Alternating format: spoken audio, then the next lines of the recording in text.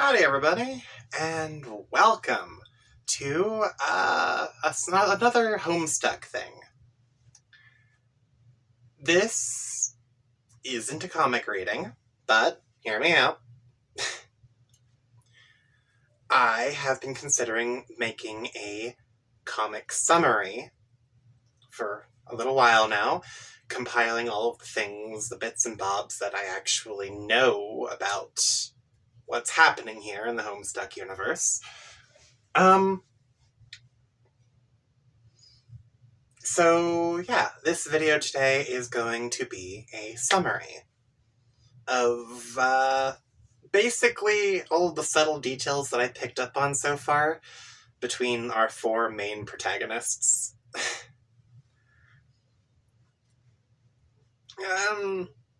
That said, there is something that I want to approach to all of you watching out at home. So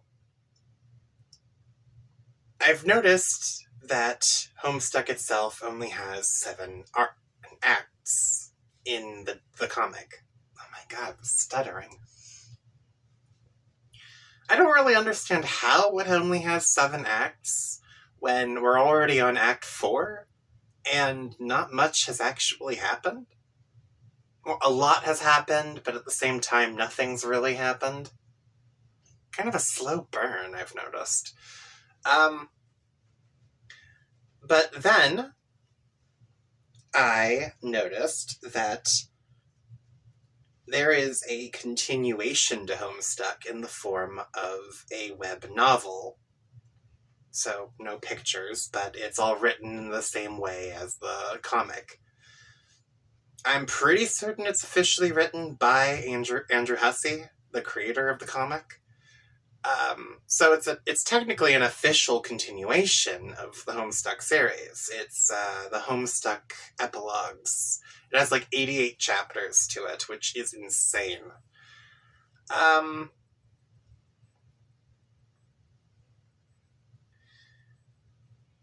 I was wondering if, after I finish reading the comics, maybe I should attempt also doing a reading of the epilogues. The tags attached to the story are concerning, though. There are a lot of really awful things attached to the epilogues web novel.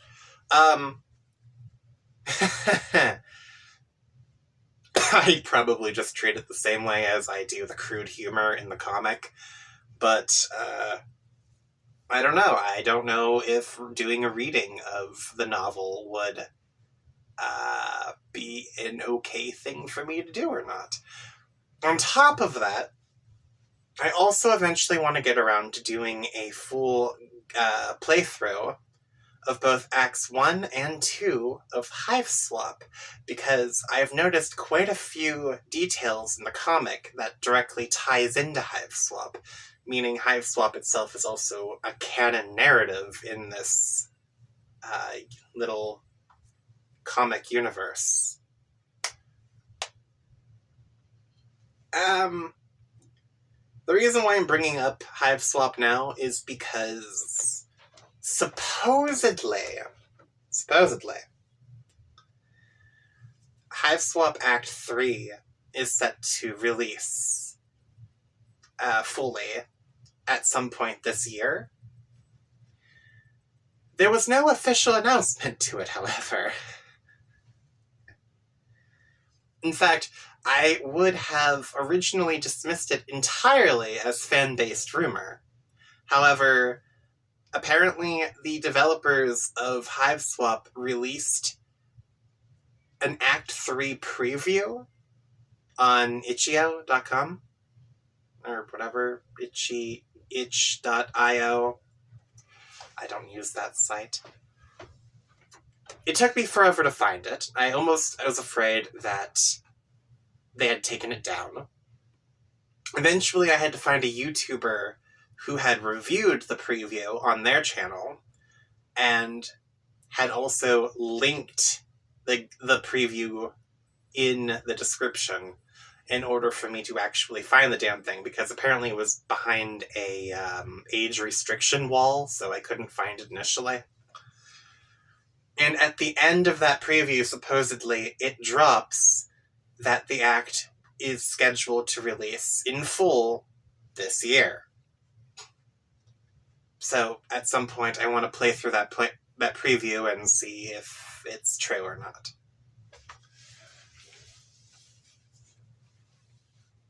Again, there is no other official justification here. None whatsoever. They have made no announcements. They don't have a Steam page for the game, even though they have one for Acts 1 and 2 separately. They have nothing for number 3.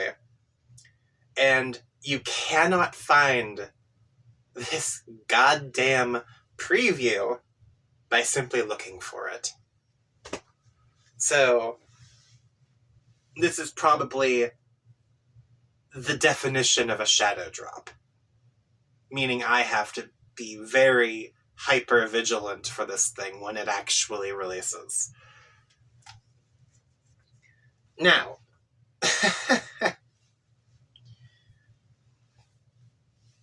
for those of you who are still listening and interested, why don't we just get into this then, shall we? I don't know why I have my headphones on. There isn't any audio to this, it's just my voice. So, yeah. Let's get right into it now. Homestuck webcomic reading, summary video. I didn't put a number in here, but I'm pretty certain that this is going to end up being one of a small side series of videos. I'm probably going to have to make another summary video at the end of Act 4, and another at the end of Act 5, and so on and so forth from here on out. I should have been doing it at the end of each act, but I didn't feel like there was enough information after the first 2. If that makes any sense. So, yeah. Let's get into it. Also, apologies for this size. I don't know why it does this. They were all made to be the exact same size, and they're refusing, so whatever. So, yeah. We start off with John Egbert. AKA Smooth Smell Poop Lord. Yes, I have a bit of a script here, but it's not really a script. It's, I don't know if you can see it in the camera. It's just a bunch of PowerPoints I hand wrote.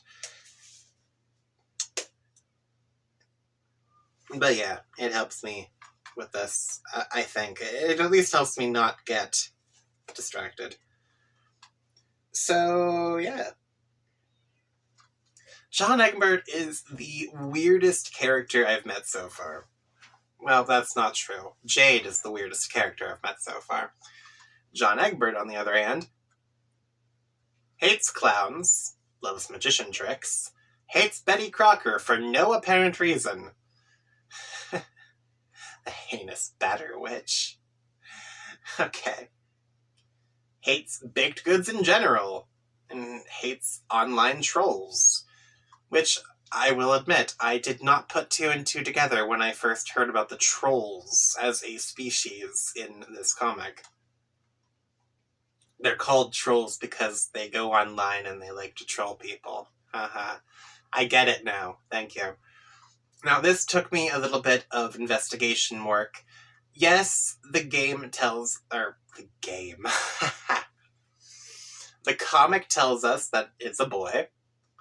It tells us that he chooses the hammer as his weapon.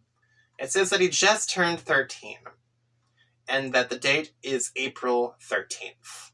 What the thing does not tell us, and leaves us to kind of guess, is the date of birth, 1996. because he's turning 13 on April 13th of 2009. Therefore, he must have been born April 13th, 1996.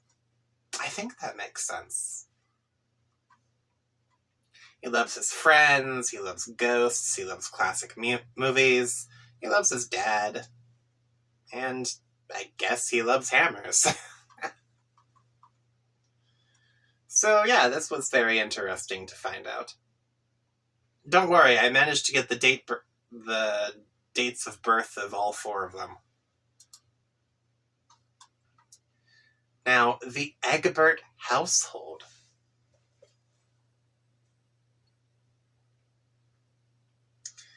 What do I have for this? Okay. Man, these PowerPoints are not helpful at all. They are so vague.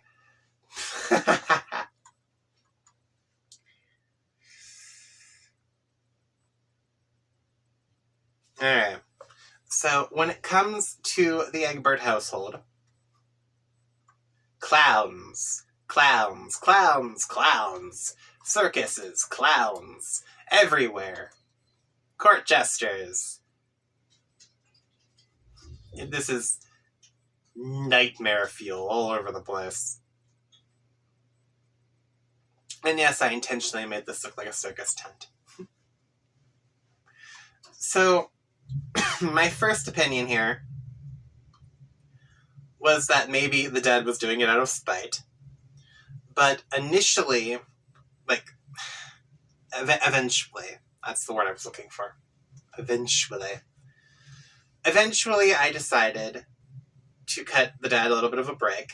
I'm pretty certain the dad believes that this clown circus thing is John's favorite stuff. So the dad did everything in his power to decorate the entire household to match John's interests. Which is an amazing thing for a parent to do. If I had a kid who liked clowns, I wouldn't decorate the house like this.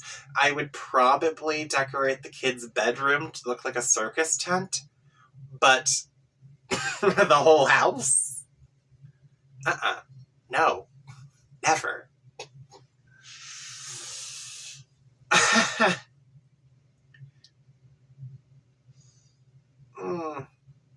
But the sad part here that I couldn't help but notice is that John doesn't realize just how much of an effort his dad is putting into making his entire environment here as comfortable as possible for him. Without sacrificing all of the practical stuff, of course.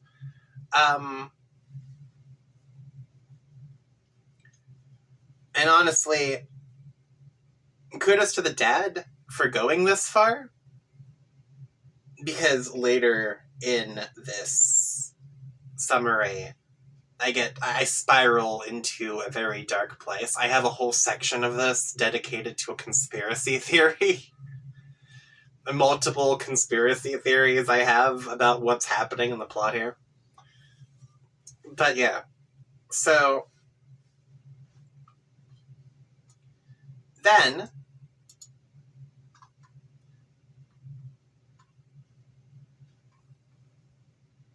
I didn't get a picture of the posters on John's bedroom wall. But yeah, John finds out that his father's bedroom is the most normal room in the entire house. And it's just the whole rest of the house that's been circus themed. And honestly, I got clued in almost immediately that the problem was John and not his father. Because, I mean, the kid is absolutely obsessed with magician tricks. He's got this, toy chest in his room with 2 books on how to pull off magician's tricks. He's got some fake arms, he's got the fake glasses, he's got the trick cuffs, he's got smoke pellets and blood pellets, the goofy party hat, the toy sword. He's got everything he needs to be a junior magician. And the willingness that he goes through to just accept these things and use them whenever he feels like it. And the fact that the dad thought it would be okay to gift that hideous doll to his son. That is horrifying. Absolutely horrifying. I would set that thing on fire if I could. I genuinely think the problem is John. I thought that, immediately. Only for it to be justified later that it actually was John's fault when we found out about the posters in his room and how he graffitied them with court jesters and stuff. But honestly, as dedicated as the father is to the bit, Dad. Because he's actively encouraging this. He doesn't see it as a mental issue in his son, because his son doesn't realize that there's a problem in the first place. So, the son never came out and said, Dad, I have a problem, because the kid doesn't realize he has an issue, which is the antithesis of having a mental issue. I'm pretty certain the Joker from Batman said it best. Something along the lines of how only those who are truly insane, only those who don't acknowledge that they have an issue are those who are truly insane. Or something like that. That might not have been the Joker. Someone said that. I know they did. I have heard that repeatedly throughout my childhood.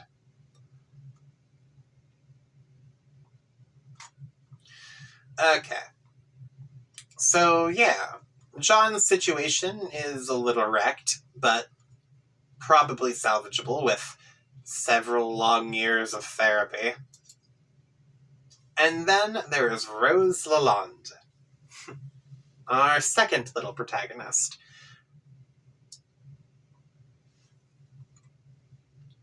She chooses the needles as her weapon. I'm pretty certain she's also 13. I think all four of them are 13 years old. Because in one of the letters that John sends to Rose for her birthday, he specifically mentions that in a few months he'll be able to catch up with the rest of them.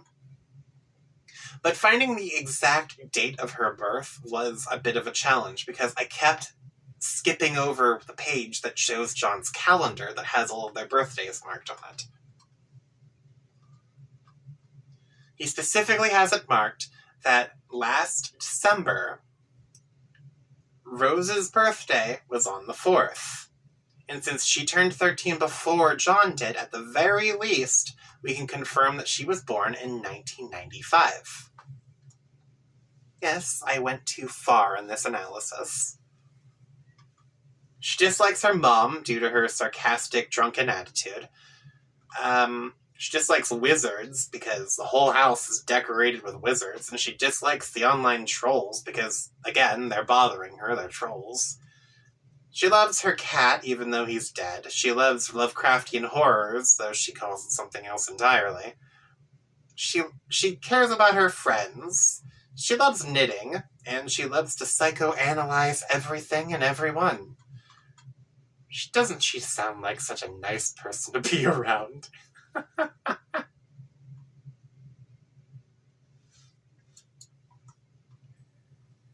don't really understand why the mom decorated the house to have nothing but wizards everywhere. I can only assume that maybe it's similar to John's dad. the mother saw her daughter have, like, this obsession with otherworldly creatures and whatnot, and do the whole goth phase thing. So she assumed, okay, well, maybe my daughter is interested in witchcraft and magic. So make the whole house look like it.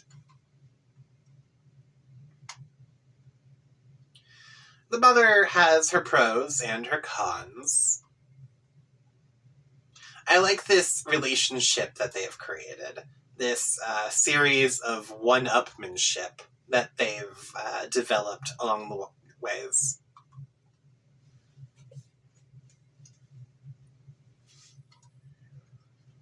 Rose made a poem to her dead cat. The mother permanently sealed it in this fancy-ass looking picture frame and permanently glued it to the fridge. Rose wrote the word shrew with 2 upside-down V's instead of a W because she couldn't find the W. The mother bought a whole pack of W's. Rose wrote a thank you letter and had it legally signed and sealed and stuff. The mother put down a pillow for the stupid document. This is just hilarious. I love this. And of course they're loaded, because of course they are.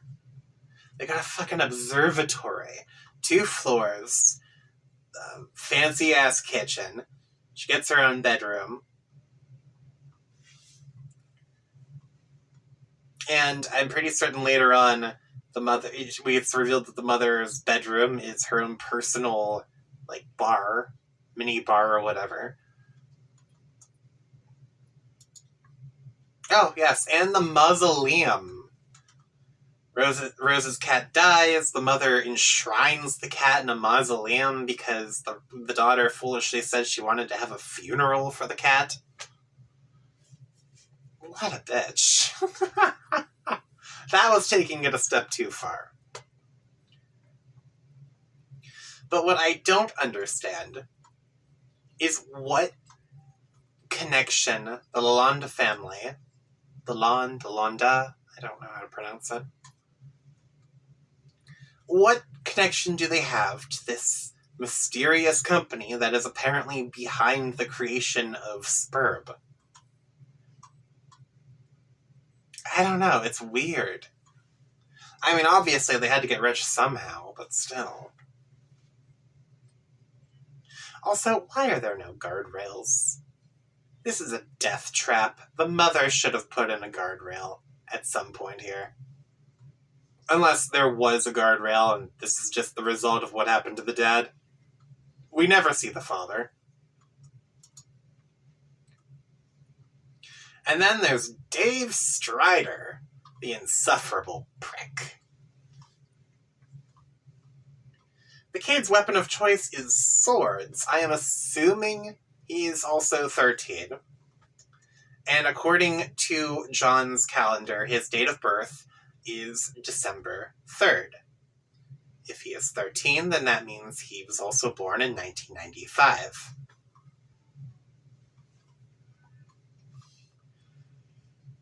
He appreciates his brother, he appreciates his friends, he appreciates music and weapons. He loves this creepy ventriloquist dummy called Cal the Puppet. And he loves his crude humor. There was some questionable back and forth between him and Jade that makes me think Dave might be a closet furry, but we'll get to that later. He dislikes his brother's creepy Muppet collection. I agree, it's absolutely outrageous. It should not be in that house at all. He hates anyone who's acting uncool, and he hates the online trolls. Yes, I know I spelled it incorrectly. I don't know why I thought Strider had 2 D's in it. Anyway, can we just talk about this apartment for a moment here? One pro for the big brother. I appreciate that the big brother gave Dave the only bedroom in the apartment.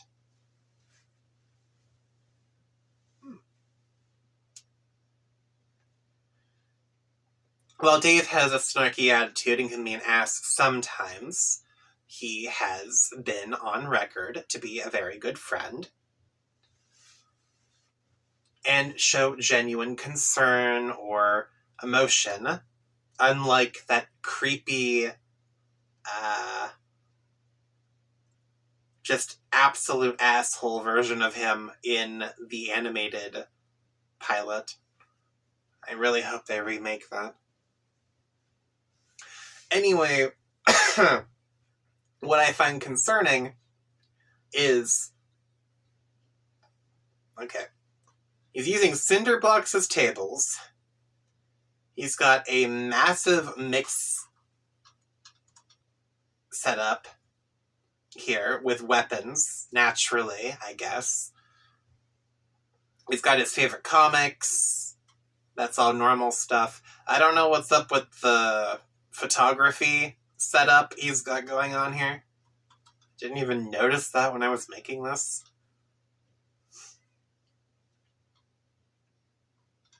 But then you've got the brother's bedroom, which is just the living room of the apartment, full of all of the Muppets and the puppets and the creepy adult themes going on in there. And you've got the kitchen right next to the living room, full of weapons and explosives and more creepy puppets. And when Dave tries to open the fridge to get something to eat, it's just full of more weapons. This isn't a safe environment for Dave.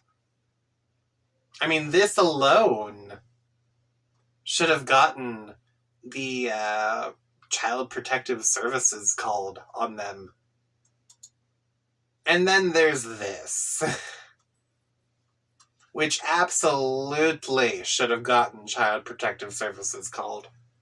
The cycles of abuse. His brother likes playing the part of a ninja. He likes sneaking around in the background like a stealthy little stalker. All for the sake of terrifying Dave with all of these puppets, this physical abuse that no one who reads the comic really pays attention to because it's got this really sick music beat going on the entire time. Dave having a completely valid crash out on 2 separate occasions. And let's not get into the puppet smut.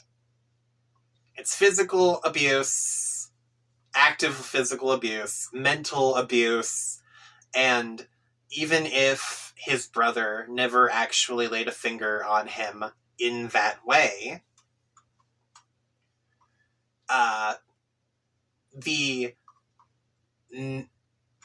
absolute shit ton of suggestive crap all over the apartment is not healthy to be around a child in their developmental stages, and could easily be considered a form of, the bad abuse.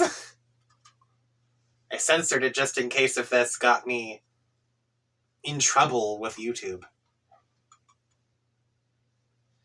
But yeah. Dave's living situation is just a mess. He needs help. And then there is Jade Harley. Born December 1st, presumably 1995, age 13, but her weapon of choice is guns. Like, what the shit? She loves her friends. She loves music and gardening. She loves her pet dog, which I'm pretty certain isn't a dog. She is absolutely a furry. She gets way too into it with Dave. She has weird understanding of science, and she's absolutely amazing at memory games. She has way too many issues with her narcolepsy, passing out just whenever the hell she wants, apparently. She dislikes her grandfather's current attitude. She dislikes her grandfather's hunting trophies.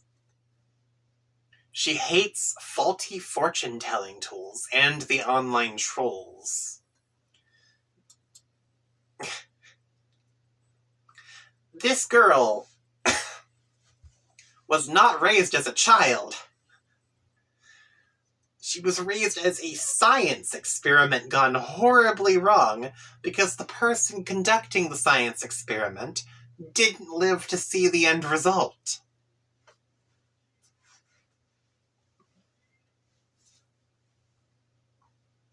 She is surrounded by the radioactive experimental technologies of her grandfather. I'm presuming the grandfather made these technologies. There's no one else there who could have. He's got an entire tower full of floor after floor of these weird and wacky hunting trophies. There are unknown varieties of plant life all throughout her home that if like a single seed of those plants got out into the real world outside of where they're living could spell ecological doom to any country or nation, because none of those plants are supposed to exist. She drops like a hat at the worst possible times, and she is skilled at every form of gun that she gets into her possession, because her grandfather taught her everything she knows about guns, even though she is only 13 years old. This girl is a hot mess. Also, I kind of think she doesn't have a single, self-thought, if that makes any sense, because her entire bedroom kind of looks like a mismatch of all of her friends' interests. And I thought that was kind of weird until I realized that she lives all alone on a volcanic island in the middle of the ocean.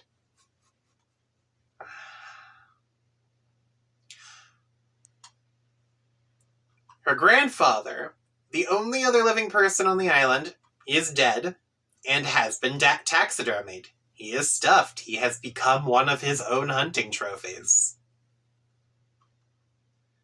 I don't know who did the taxidermy on the grandfather. I'm assuming she would have had to, because she's the only other person on the island.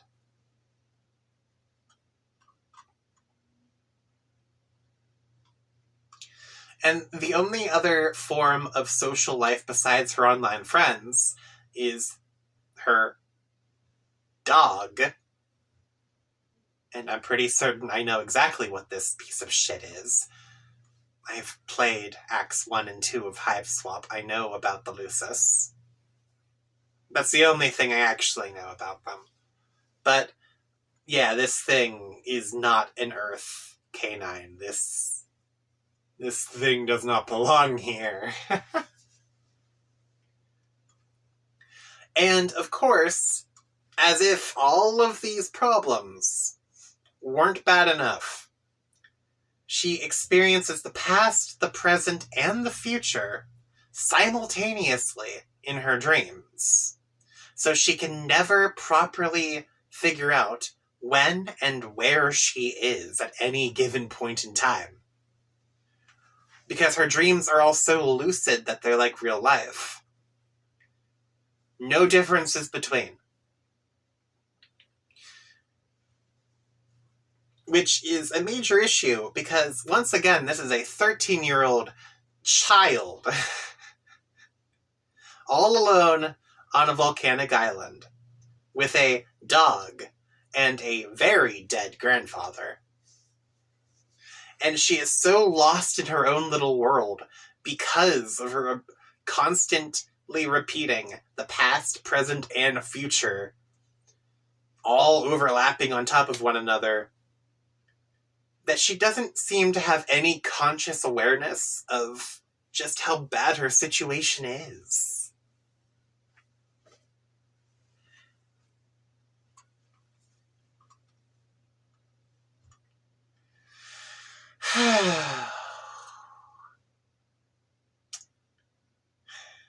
Jade, you give me a headache. So yeah, all 4 of these kids come from a somewhat broken home. And then there is the thing that started it all. The Spurb beta. Like, what the hell was going on in the creator's head when they created this death game? A game that drops a meteorite out of space, planetary orbit on top of you. Like, within a certain time frame after you boot it up. That's horrifying. And they didn't just release 4 copies of this game. They released copies to everyone in the world who wanted this game. There is a scene in the comic where Rose mentions that many other people have played the game, but none of them have gotten past the tutorial level. Presumably because they were crushed to death in their attempts. And based on how the game is designed once you're actually in it, it seems like it was specifically designed for 4 individuals, even though the game was distributed throughout the entire world.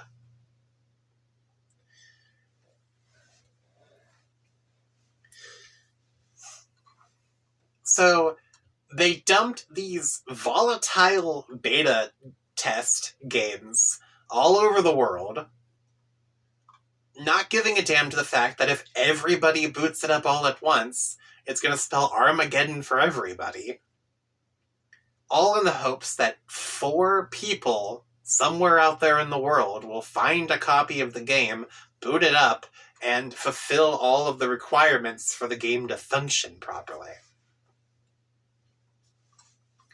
We see the S&N logo in the laboratory near the Lalonda family estate. No idea what SN stands for. I'm assuming the S stands for Spurb. I don't know what the N stands for, though. Probably Nexus or something weird like that.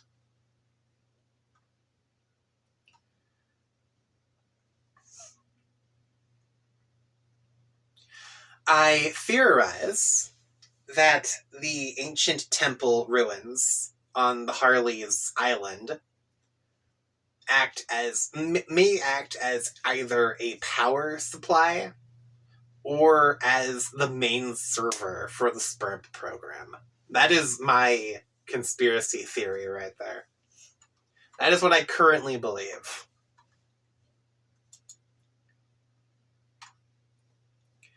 Now, I had to look this up because I'm not completely educated when it comes to how games are made, but I had to look up that first there is an alpha phase full of glitches and bugs, and it's kind of horribly unstable, and then it's released in beta before a full release of the game.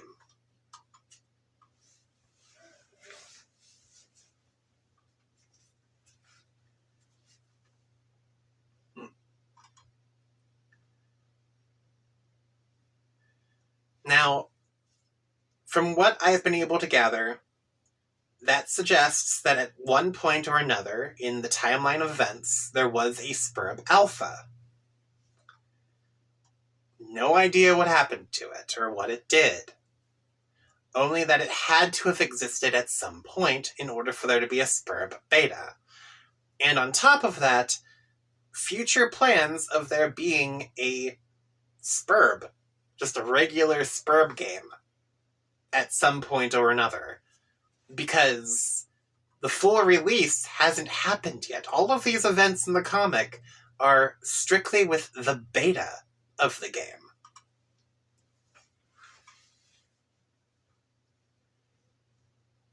And I mean, hey, if the beta itself ended the world, what's the full release supposed to do? And I wanted to know if perhaps did they scrap the alpha of the game because it didn't do its job in ending the world? Or perhaps it was just too effective. I don't know.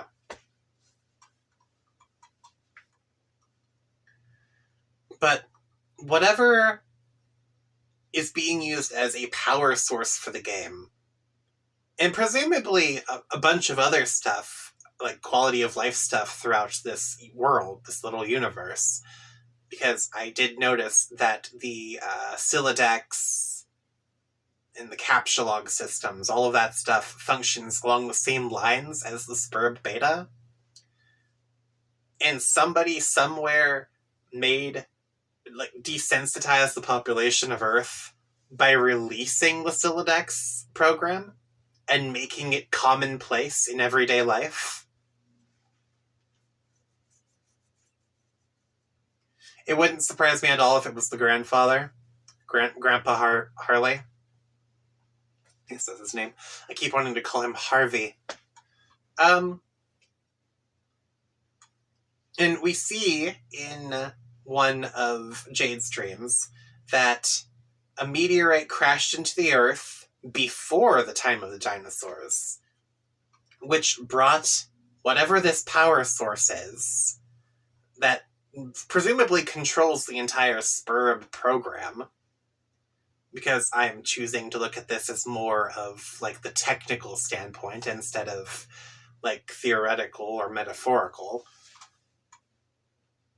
And then eventually a little civilization was built. Don't know by who, because it was built before the dinosaurs. So it couldn't have been humans.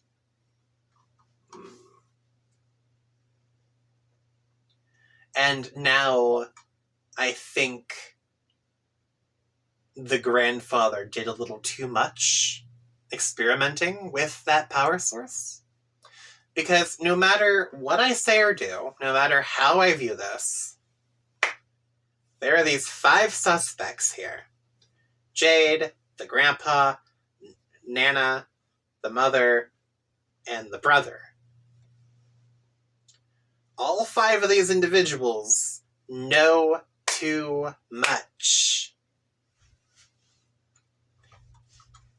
They know too much. They have to, because they're all way too into it.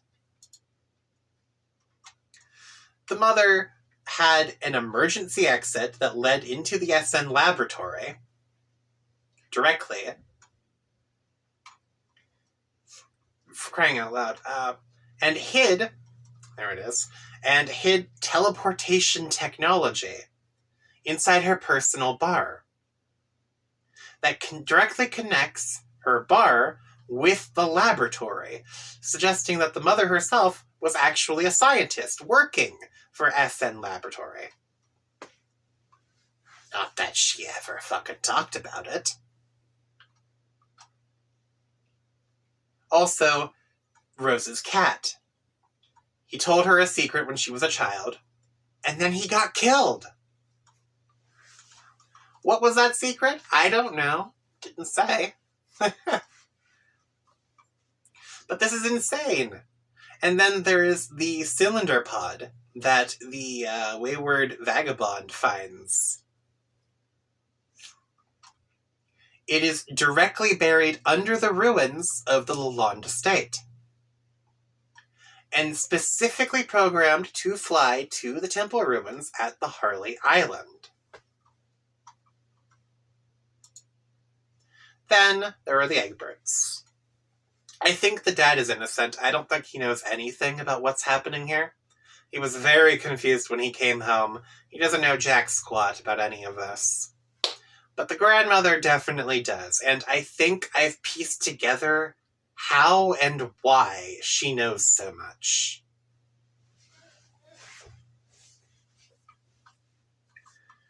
This is where the Egbert house used to be. The tree that saved John's life by giving him the apple grew like a weed at some point and dropped this spherical pod that was also programmed to go to the temple ruins at the Harley Island.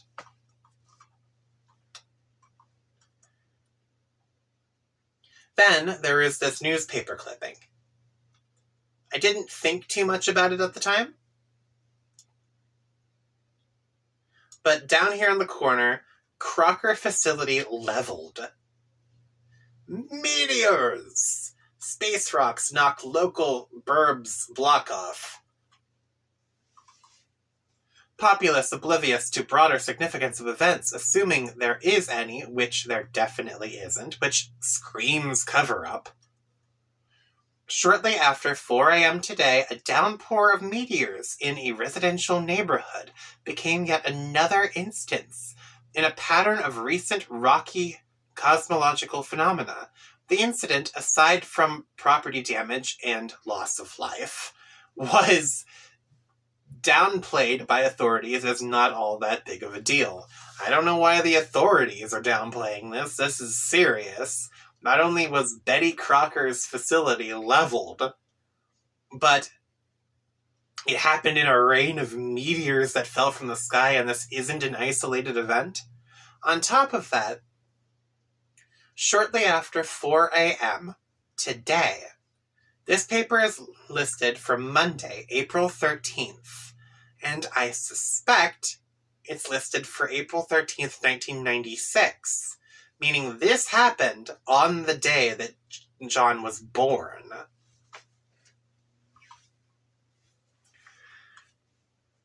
And I wasn't too certain at first about this, but then I realized in the scene where John is clearing his level 1, going on to level 2, wherever the fuck that takes him, the grandma wrote a letter to John in his copy of the joke book that he supposedly was supposed to inherit from her. The family heirloom, or whatever. But then I realized that the letter she's writing in this new version of the book is word for word the exact same letter. And then she drops it off into the void below the house, and we see a town with a river. Which makes me suspect that this is a reoccurring cycle here. I think Granny writes this letter as the Colonel Sprite, drops the book into the void. The book goes back to Monday, April 13th, 1996. Kills the grandmother who worked at the Betty Crocker facility that got leveled. And then from there, the book is treated as a bit of a morbid keepsake by the father. Until the day of John's 13th birthday. He never takes this note seriously at all. It never pays off in the end. But eventually, he brings his grandmother back to life through the Colonel's Sprite, and she repeats the cycle. It's constantly going over and over again. She's writing this letter to John after she's already died. And the letter just gets lost in this weird little time skip they've got going on. And then I remembered that the father's car with Jade's present in it, as well as John's copy of the second half of his Spurb beta, was inside. I'm warping my words a bit here. The gift from Jade and the Spurb beta second disc were inside Dad's car, and the dad's car fell into the void. Which makes me wonder, either the car also got sent back to April 13th, 1996, and Jade's present is currently something that John has always had on him, on his person, this entire time. Or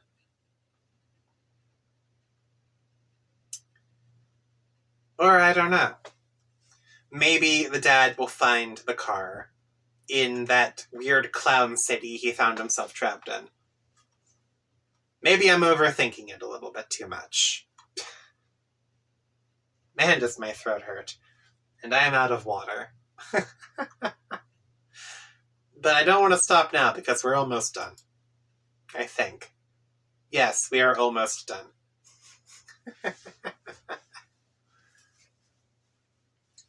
Then there are the Harleys. Grandpa Harley built his house on the same island where the presumed Spurb power source crash-landed before the dinosaurs evolved into existence.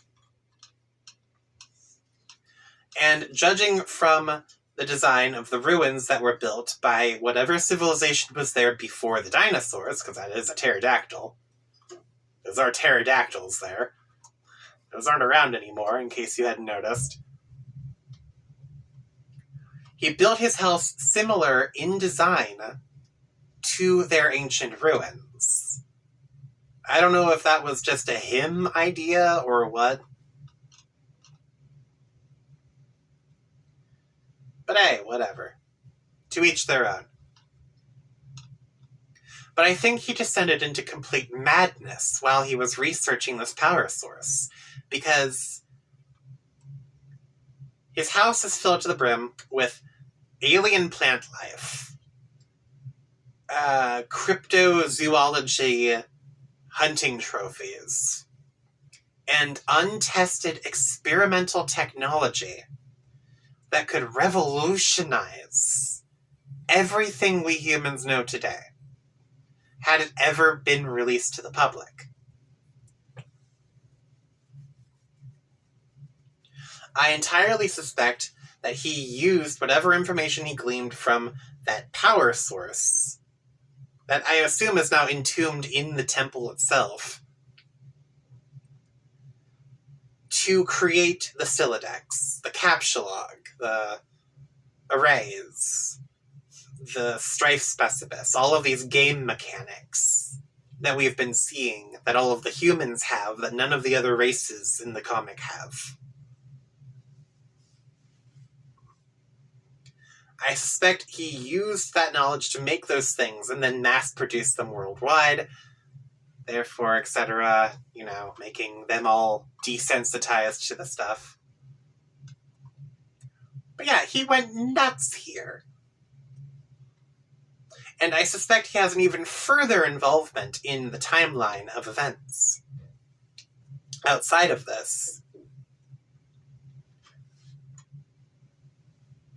I will get more into it during the gameplay sessions. However, I'm pretty certain Grandpa Harley is the father of the main protagonists of Act 1 of Hive Swap.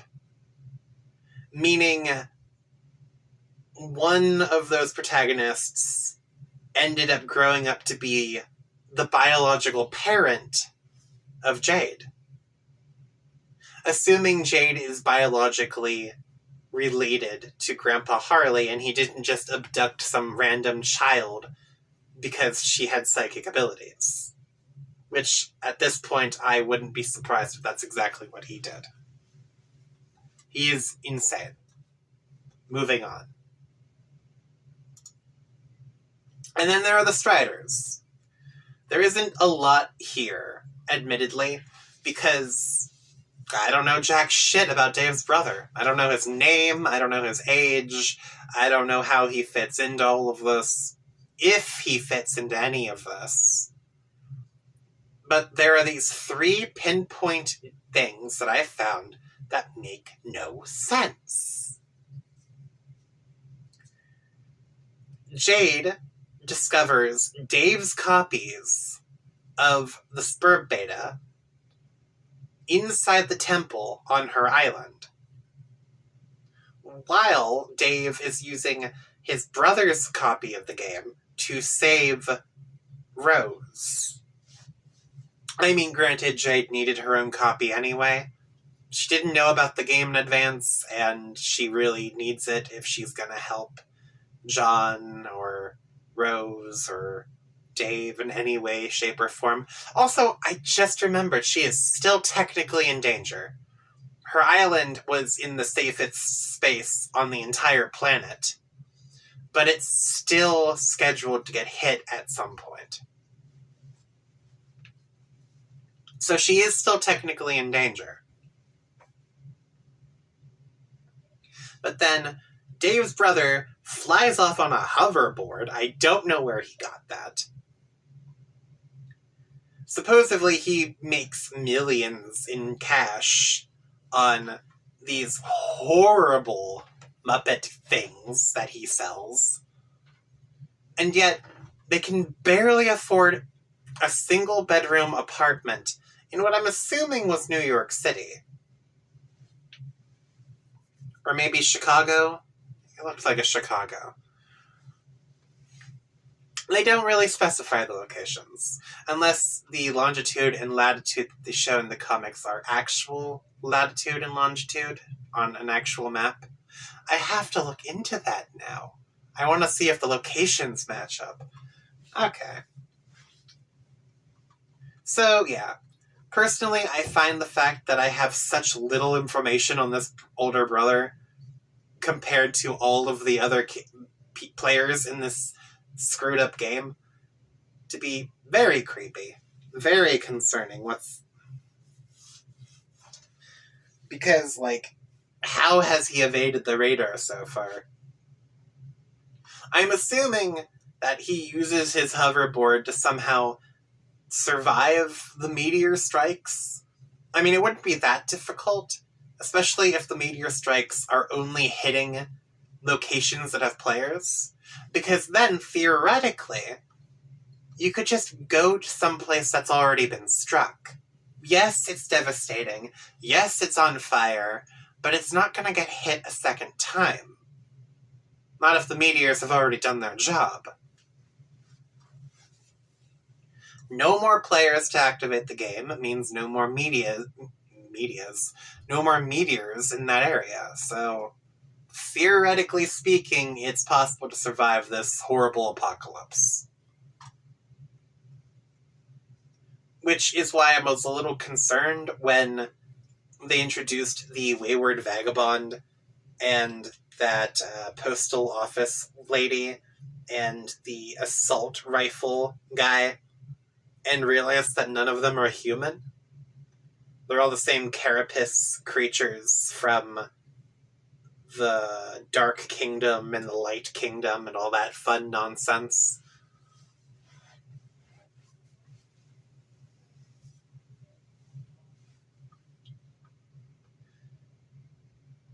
So, yeah. And that's it. My throat hurts.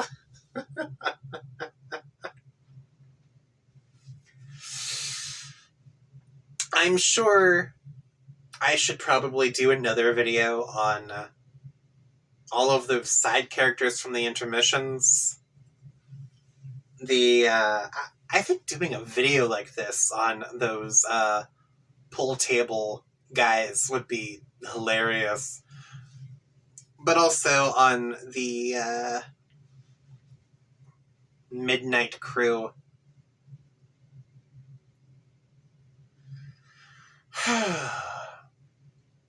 Like I said before, I'm probably going to have to do another video of this after I'm finished with Act 4. And as I said at the beginning of the video, there are only 7 acts to this comic, which just doesn't feel right to me. I feel like this comic should have like 12 or 13 acts to it, if that makes sense. But, yeah. So let me know in the comment section below how you feel about me doing a reading of the Homestuck epilogues, as well as the Hive Swap game. So yeah. Later, everybody. If you like this sort of stuff, don't forget to like, comment, and subscribe today to keep up to date with all of my most recent uploads. And I did that out of order. End the video.